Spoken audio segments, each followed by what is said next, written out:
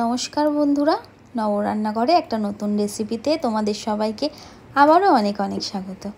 আজকে আমার সবথেকে ফেভারিট একটা রেসিপি তোমাদের সাথে শেয়ার করছি, পনিরের রেসিপি।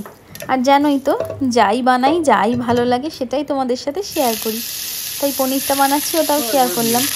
পনিরগুলোকে আজকে আমি একটু অন্যরকমভাবে কেটেছি, দেখো, লম্বা লম্বা করে কেটে নিয়ে এবার ফ্রাইং প্যানে সাদা তেল দিয়ে তেলের মধ্যে একটু নুন দিয়ে দিয়েছিলাম, যাতে পনিরগুলো ছিটে না আসে আর লেগে না যায়। দিয়ে পনিরগুলো দিয়ে দিয়েছি, ভালো করে ভেজে এদিক ওদিকটা লাল লাল করে ভেজে পনিরটা তুলে রেখেছি। অনেকেই কাঁচা পনিরও ইউজ করে গ্রেভিতে, আমার ভালো লাগে না, আমি একটু ভেজেই ব্যবহার করি। তো পনির ভাজা হয়ে গেছে, ওই তেলের মধ্যেই আমি পেঁয়াজ আর ক্যাপসিকাম একটু মোটা মোটা আর লম্বা লম্বা করে কেটে রেখেছিলাম, সেগুলোকেও হালকা ফ্রাই করে নিয়েছি, জাস্ট বলতে পারো সতে করে নিয়েছি। সেগুলোও ভেজে একটা আলাদা জায়গায় কিন্তু তুলে রাখছি। আর এটা অবশ্যই আগেই ভেজে তুলে রাখবে, খুবই ভালো লাগে রেসিপিটা। এবার ওই তেলের মধ্যেই আমি কিন্তু ডুমো করে কেটে রাখা পেঁয়াজ, টমেটো, কাঁচা লঙ্কা আর 5-6টা মতন কাজু বাদাম দিয়ে দিয়েছি। সেগুলোকেও হালকা করে ভেজে নিয়েছি।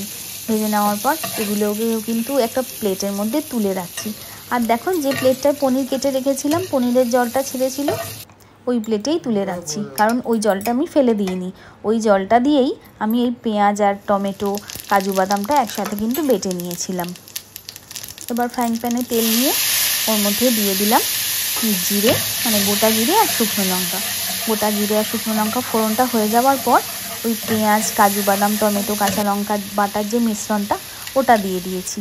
ওটা ভালোভাবে নেড়ে চেড়ে নিয়ে এবার দিয়ে দিলাম আদা রসুন বাটা আর সামান্য পরিমাণে টক দই, ওই 2 চামচ মতন টক দই দিয়েছি। এবারে দিয়ে দিচ্ছি নুন আর চিনি।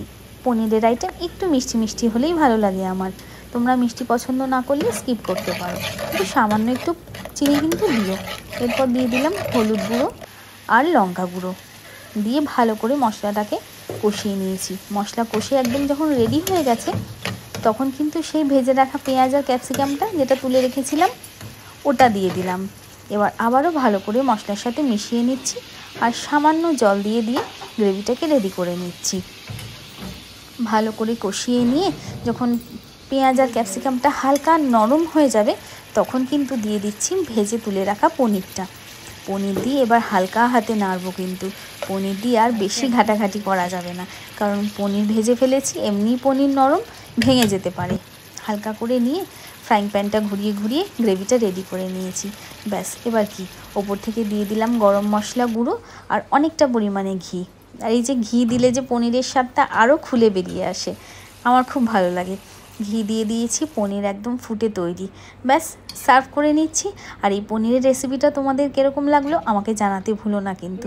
আর এটা একবার ফ্রায়েড রাইস বা রুটি জাতীয়, পরোটা জাতীয় যে কোনো কিছুর সাথেই সার্ভ করতে পারো। আমি তো গরম ভাত দিয়েই খেয়ে নিয়েছি।